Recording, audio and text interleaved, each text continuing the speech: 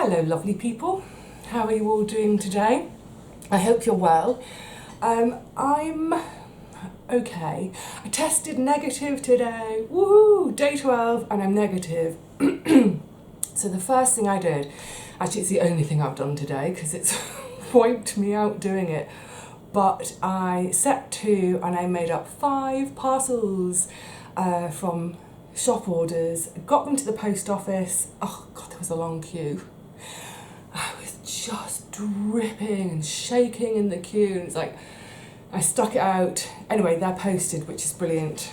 Came home. I've been home about an hour or so since then.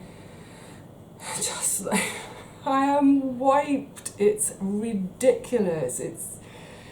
I think this, do you know what, I can see that this is going to frustrate me because, you know, I have 2 settings. One, I'm doing nothing, I'm in bed asleep. Or the other setting is 100 miles an hour. On the go, all day, all evening, boom. And, you know, it's obvious. A, that's not even going to be possible. And B, that's not going to be wise. So, yeah, I'm having to try and just adjust my brain. And obviously in the coming days, I will be prioritising what do I think is the most important thing to do today. I reckon I'm going to each day, based on how I feel at the moment, I think there's probably 3 or 4 hours of work in me, maybe in sort of like hour chunk, rest for 2 hours, hour chunk. So yeah, what can I do in that time each day? What's the most productive way I can use that minimal amount of energy? So I think probably, we're going to get stuck into today's video in a second, don't worry. Yeah, I think realistically, I think probably the best use of my time from now until the end of June will be to focus on the garden, do whatever I can to rescue that situation. I still haven't been down there. I was thinking after the post office I might walk down to the garden and film a tour, but it's like just getting the parcels made this morning. Even before I'd gone out to the post office, I thought there's no way I can do that walk today. So yeah, I think that's the best use of time. And I just want to kind of just lay something to rest about the garden and me giving it up next year. I know loads of people suggested ways of, you know, oh, why don't you try this and why don't you try that? Even though I'd said, please don't make suggestions, because I will have thought about them already, probably, and in fact I had. You know, and none of the suggestions are practical for one reason or another.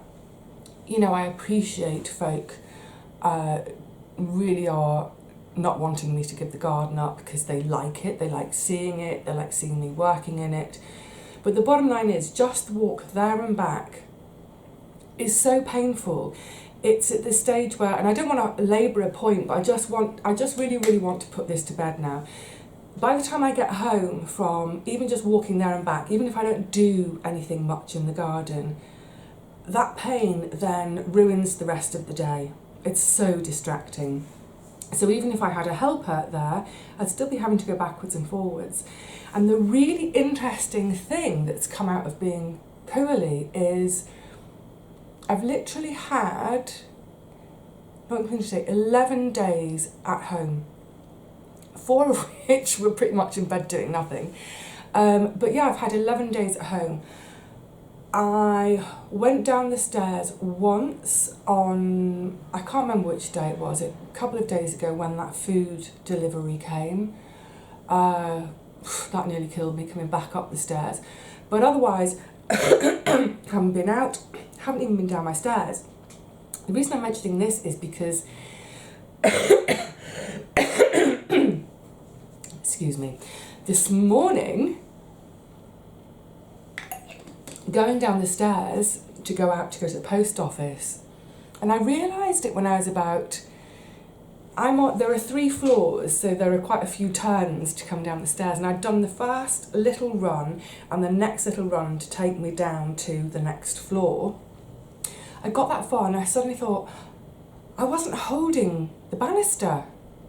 Now, I can't remember the last time I went down the stairs without clutching that banister and actually putting some of my weight through my arm as I go down, take some of the weight out of my knees. I thought, oh, and then I carried on. I went right down to street level without touching the banisters, without gripping the wall, whatever it is. And I suddenly thought, wow, I could feel my knees, of course I could, but it wasn't that intense pain that I normally feel as I go up and down the stairs. And my thinking is, that's the result of 11 days of rest and not going backwards and forwards to the garden. To be able to get down my stairs pain-free without holding the banister is massive. I honestly can't remember the last time. So yeah, that's, you know, I'm not giving up the garden on a whim. I'm not giving up the garden just because I'm a bit lazy and precious about, oh, me, my life, whatever. I'm giving it up because I'm in too much pain to do it. And just a final note on that, I've had quite a few people, and frankly, I'm going to say it, I think it's a bit scaremongery. People have been saying to me, oh, but there's food shortages coming and food prices are going to go through the roof. What are you going to do? What are you going to do for food? Well, of course I'm going to buy it, like the vast majority of people do. And I will generate more money because I'll have more time free, because I won't be in the garden, to do my sewing. So I will generate an income, more of an income from sewing to cover not having the food. But the bottom line is this, I think it's almost, what is the point of saying we've got food shortages coming and food prices are going up? What do you want me to do? Do you want me to keep the garden because of that, but be in such intense pain that I don't enjoy a single day of my life? It's not worth it. It's simply not worth it. And you know, I am a very careful person. We're going to be coming on to that now when we're talking about our low spend year. I am a careful person. I'm very considered, you know, when I'm making decisions and things. When I was making the decision to give up the garden next year, of course, I'm not stupid. I am fully aware that there's been a lot of talk of food shortages and food prices going up. But what can I do? You know? I'm in a lose-lose situation in a way, but I will make my situation into a win-win situation, because that's how I work. You know, if I get dealt a bad hand, I will turn it around somehow or other and I will make it work for me. So please, don't worry about how I'm going to manage for food next year. I will go to the shops like other people do. And don't forget, fingers crossed, when I move, I'll have a bit of outside space because I'll be on the ground floor. So hopefully whichever flat I buy will come with a bit of outside space, so I can grow a little bit of food. And I already know exactly what I'm going to grow, depending on sort of size of garden, size of space. I'll grow, for instance, I will definitely grow climbing beans and tomatoes, because they go up, up, up, up, up. Very little footprint. So even in a really tiny garden, I can grow hopefully all my beans, not so much the cocoa de pampol because they're bush beans to take up more space. But yeah, I can grow all my beans and all my tomatoes, and even maybe squash growing vertically. I will find a way. I will. So let's put that aside for now. And also, this thing about food deliveries I was mentioning in the last video, it's my own fault. It's absolutely my own fault that I ended up having to spend on the delivery, because see, this is another thing with the garden. I haven't been doing a lot of like big batch cooking recently. You know, I'll cook something, I'll cook a curry, let's say, and I'll get 4 meals out of it. Now, once upon a time, like sort of this time last year, let's say, I would have been doing maybe 2 or 3 nights a week doing a cook, creating 4 meals from it, but at the weekend maybe doing 3 or 4 different dishes all in the same day, and those 3 or 4 dishes would create 12, 16 meals, portions. So I put a load in the freezer and have a few in the fridge to eat over the coming days. What's been happening this year though is the garden has been taking up almost every day. Now that's largely because I missed a chunk of prep time and January and February, ill. Then I missed that chunk, and I'm not saying any of this is a pity party, it's just an explanation. I missed that huge chunk in March and April. So pretty much from the middle of April to the end of May, it was every day in the garden, just trying to get it going. And when I was coming home, the very last thing I was wanting to do was to do any sort of big cooks to fill the freezer. So I'd cook, and I'd literally have that meal every day for 3 or 4 days. Cook again, same meal, 3 or 4 days, whatever it is. I was cooking and eating my own produce, of course, but I just wasn't doing extra, excuse me, for the freezer. So therefore, when I got ill with COVID, yeah, I was caught out. All I had was ingredients, no ready meals. So I'm not saying that won't ever happen again. I hope it doesn't. I plan for it to not happen again. I plan to start now getting some stuff in the freezer just for those little emergencies. But you know what? If I don't manage it, let's say in 2 weeks' time, God forbid, I get ill again, I just have to do a food delivery. Or actually what I'd do is, as I did with my second delivery, you know, I just asked one of my neighbours and she's like, of course I will. So yeah, there we go. What a time, eh? Yeah, you get lemons, you make lemonade, don't you? I wouldn't mind making a long G&T. Actually, the last thing I fancy is any sort of alcohol. This COVID thing has left me with the most queasy tummy you can imagine. This nausea all the time is vile. Anyway, so no G&T for me. Right, so on with what we're supposed to be talking about today. Sorry, I didn't mean for any of that to sound snippy that I've just said.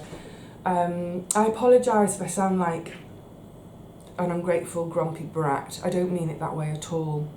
I think it's more just, maybe it's my own fault for not being clearer when I talked about, in that video about giving up the garden, how, you know what, this is, honestly, it is the best thing for me. And I don't want anyone worrying about that, worrying that I've made a mistake, or worrying about my food next year, or worrying about anything. I certainly don't want people writing to me telling me I should be worried. You know, it'll all come out in the wash. It's all going to be fine. You know what, it might be tough, but life is tough sometimes, isn't it? You know, it's possibly going to be tough for all of us, but we'll get through it somehow. Anyway, right, so today I'm going to talk about two things, savings and gifting. That's going to be a tricky one. So just to say, to start with on savings, I am really, really pedantic about my savings, and I'm really I'm disciplined, I'm organised on the subject, because having my savings, they are my safety net. Because I do live pretty kind of like close to the edge the way I live. You know what, I manage. I have been managing and I will continue to manage. But, you know, for instance, being poorly recently, the idea with savings is, one of them is that if I was really out of action for a month or more, I mean so out of action that, for example, I couldn't even make a video. Couldn't make a video, couldn't get any shop orders to the post office, couldn't do any sewing, that, you know, completely incapacitated for a while. That's why I have savings, one of my accounts. I heard somewhere, I don't know if it was Martin Lewis, but I've heard it on numerous occasions, this idea that everybody should try to have the equivalent of 3 months' salary in savings somewhere. That is not savings for holidays or anything like that. It is to cover you if for some reason you can't do your job, you get laid off. Hopefully if you got laid off you'd get a redundancy package, but not necessarily in this day and age. But the idea being that if for some reason your income stopped tomorrow, completely stopped, how on earth are you going to survive? Now the thing is, if that job stopped for whatever reason, then hopefully you would be on the hunt for another job, but it may take a little while. You could hopefully in the meantime apply for, government assistance of whatever sort there is available in your country. But if it's anything like the UK, here, I believe it can take up to 3 months to get any benefits coming through. And obviously in all that time that you're hunting for a new job, waiting for an application on benefits to come back, etc., you still have to pay your bills. So yeah, I sorry, excuse me. This is really tickly today. It's a bit odd because I haven't been coughing until now. It's because I'm excited because I got a negative test. It's like, yay, I can go back to the world. So I have one savings account which has, it's not quite 3 months worth of salary. That would be great, but it is 3 months worth of my bills. So I have a bank account that, oh sorry, itchy schnozzle.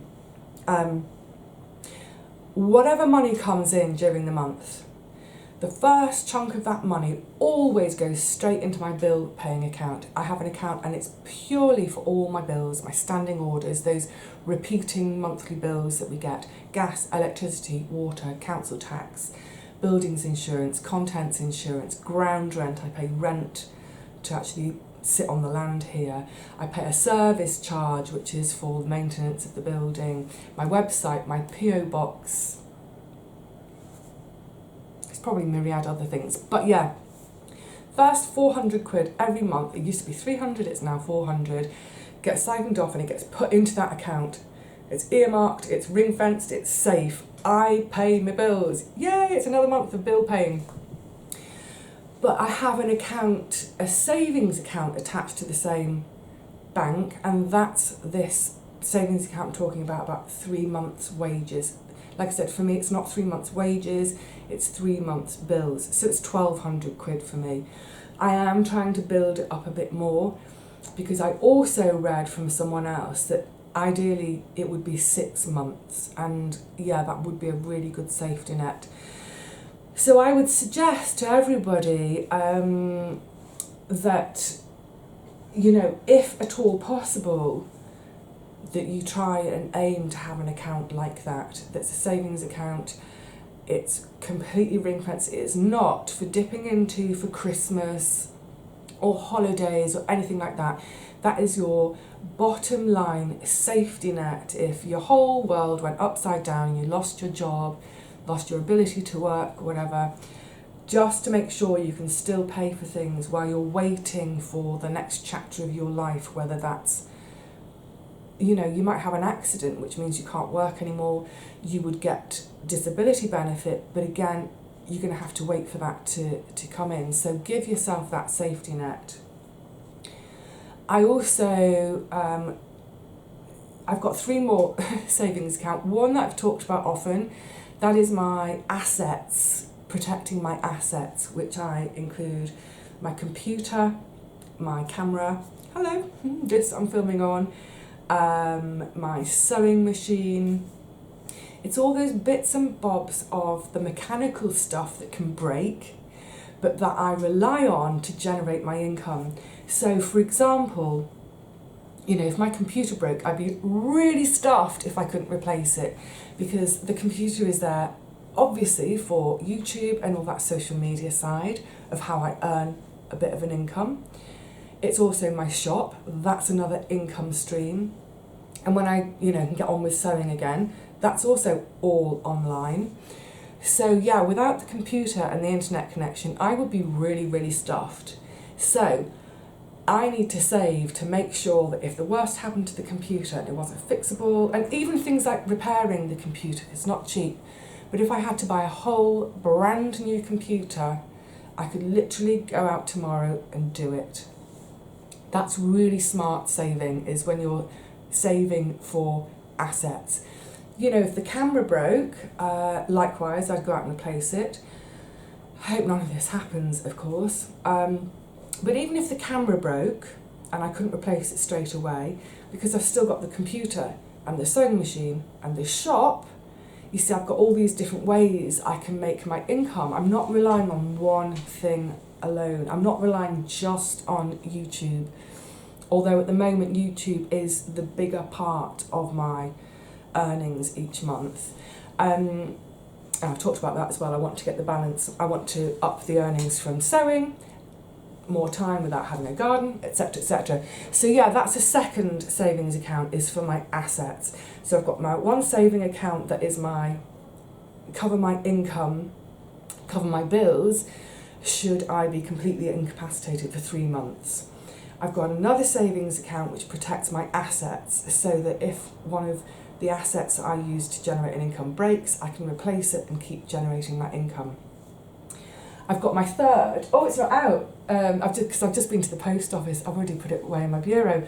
I've got my third, my newest little savings account, which I'm chuffed with because of ease of use, especially since all this card nonsense and cards disappearing, and not disappearing, but you know, being used naughtily. I like it because it's just in person at the post office counter. And that makes perfect sense for me because I do go to the post office quite a bit. Also, just to say very quickly on that thing with the cards getting somehow used, I can't remember who I was mentioning. I kind of decided, so I still don't know how it happened, because one of them has been tucked away for ages, and yes, maybe my bag was scanned. I'm going to get one of those metal wallets. And someone was saying that she does all her, gets cash, does everything via the bank. The problem is all the bank branches are closing. But something else I'd forgotten about that the post office offer is to do our banking in the post office. So, for instance, this morning, I think this is going to turn into a sort of a savings and money episode. Anyway, when I went to the post office this morning, because I do like to pay for things in cash, normally what I would do is on my way to the post office, there's a cash point. I go to the cash point, I withdraw, I estimate how much the postage is going to be. Quite often I just withdraw my 50 quid, and that's my 50 quid for the week. It'll cover postage, it'll cover my food.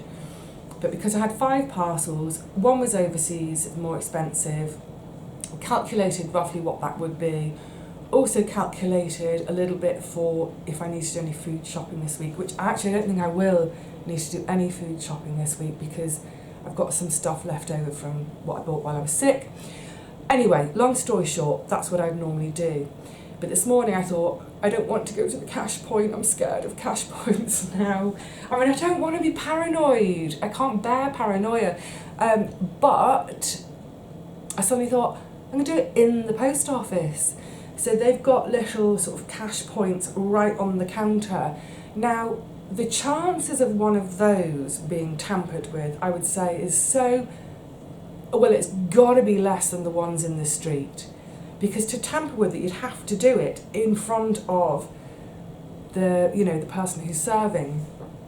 So that's what I did. Instead of using an ATM, I got the cash out at the counter. First thing I did, got the cash out, did all our little bits of business with the post, had the change from the post, I put it straight into my post office savings account. Now I'm really, really pleased with this little post office savings account. At the time I said, it's not, sorry, I'm really gurty again today, it's not the highest interest rate you could possibly find. You could almost certainly find a higher interest rate with an online-only account. There's now 2 reasons. The first reason I didn't choose an online-only is because I much prefer to do my business face-to-face, in branch, whether that's at a bank, post office, wherever it is. I much prefer you know, because if there's a problem, I want to be able to go into the branch and speak to someone face to face rather than be on hold on a phone for hours. So that's one reason I wanted to do a savings account, a counter savings account rather than online. But of course now, because I've had this little kind of, well, two big glitches with bank cards, it's just really put me off the whole online stuff altogether. So, great. So I set up that post office savings account, dead easy to use. When I go in, either the change from doing my post, or, you know, if I've got a bit extra from somewhere or other, I just pop my little card in, and the card, at the moment, I haven't activated it for withdrawing cash. I'd have to activate it. So even if someone nicked that card, they can't get my money. It's not a debit card, it's not a chip and pin card. So if it was stolen, no one can use it to make a payment, like do a tap payment for anything. It's how to describe it. I can't say, yeah. It's not. I can't use that card to pay for anything. The only thing I can use it for is to go into a post office, pop it into their machine to withdraw cash from the savings. So I think it's probably, hopefully, a safer option. And I set that post office savings account up initially as a fun fund because, you know, I'm aware that, you know, life can get a bit earnest at times. It can be all work and no play. Although I have to say, my work is enjoyable. I feel like I'm playing. But, you know, for just occasional sort of special things like a day out, a day trip or whatever, I thought, yeah, let's have a fun fund. And I was also thinking that in time that could be my sickness benefit fund, because obviously being self-employed, I don't get any sick pay. So for instance, if I was employed, if I was still a nurse, these whole 12 days that I've been off, I would have been paid. I would have had no worries about my bills. One of the really tricky things about being poorly as a self-employed person is, you know, people say you must rest, you know, take the time off, relax, da-da-da. You know what, that's so hard to do that when in your mind you're thinking, I didn't earn anything today. Second day of being sick, didn't earn anything today. And you know, when that goes on for a while, it is scary that you're not earning anything, because there comes a point when the thoughts turn to, how am I going to pay my bills this month? I'm not earning. So the fun fund is kind of morphing. So initially it's set up in order to save up for the trip I'm having with my sister next month, which, I mean, just accommodation and train fares alone, it's something like, oh my God, that's it, that's my last trip for a while, it's costing too much. But eventually I'd like my fun fund to be a combination, sort of fun fund and sick pay fund. And then I've got a fourth savings account. You know, I'm sharing, I just realised, like, is there a point to all this? Yeah, there is a point. I'm sharing this because I hope that it might be useful to other people who are also on really, really minimal amounts of money.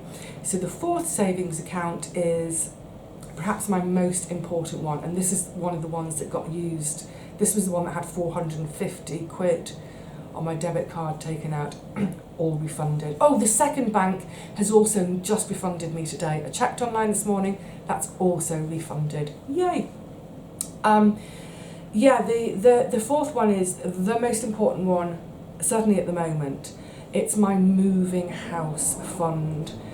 So that's where I've been saving for, let's think now, solicitors' fees, estate agent fees, removals firm fees. Someone said to me, why don't you just do the move yourself, get a couple of mates in a van? Are you kidding me? It's like, no, I can't even carry one box down those stairs. No, I'm having a professional firm do it.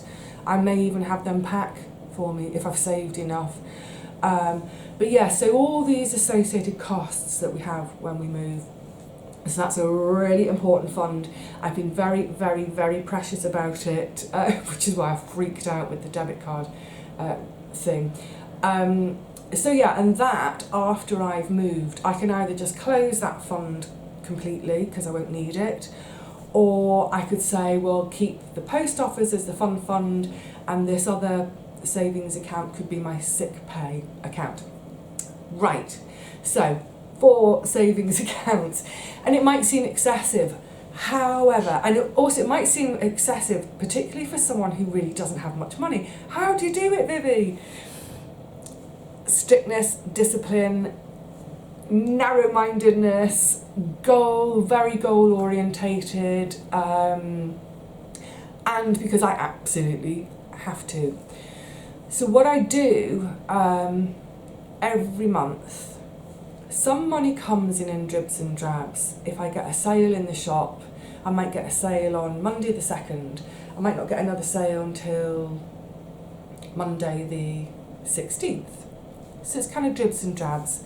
That goes to my PayPal account. Then earnings from YouTube, that comes at the end of the following month. So any money I earn from YouTube in June, I will get paid at the end of July. Obviously things like when I do a sewing job for someone, curtains, I hate doing curtains, that could be at any point. But generally what I do is I leave everything till the end of the month. Once everything's in, end of the month, I sit down, I know, right, that's how much has come in for this month. And as I mentioned a second ago, the first 400 quid goes straight into the account for paying bills. Now, over and above that, I sort of say to myself, right, try and have 100 quid in your current account for spending for the month. So it's about 25 quid a week. So that's food and purchases for things for either for my shop or, fabric. It's just a kind of ticking over fund. Sometimes, for instance, I'm trying to think of an example, just before COVID, just before the pandemic started, I went and spent about 200, I loved it, pounds on fabric. So that had to come out of a savings account. So sometimes when I'm purchasing for the shop or fabric or whatever it is a bigger chunk, and quite often I'll take it from savings, but that's okay because I know that by the time I've made all the items and the products, I will earn that money back and more. So that may be a bad example on a day-to-day basis, but yeah, as soon as any money comes in, 400 for bills, 100 for living and everything else, and then anything over and above that, literally every single penny over and above that gets divided out between those 4 accounts. They're on a slightly sliding scale, so with the fund, it's probably maybe only 10% of that.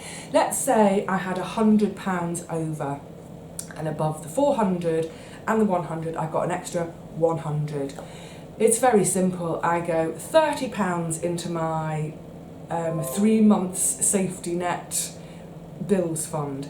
30 quid goes into my assets protection saving fund. 30 quid goes into my house moving fund. And the tenner, yeah, I'll pop that into the fund. And I don't always, if it's been a really tight month, I don't always pop anything, it's just coppers or whatever into the fund. Those other 3 accounts get first dibs.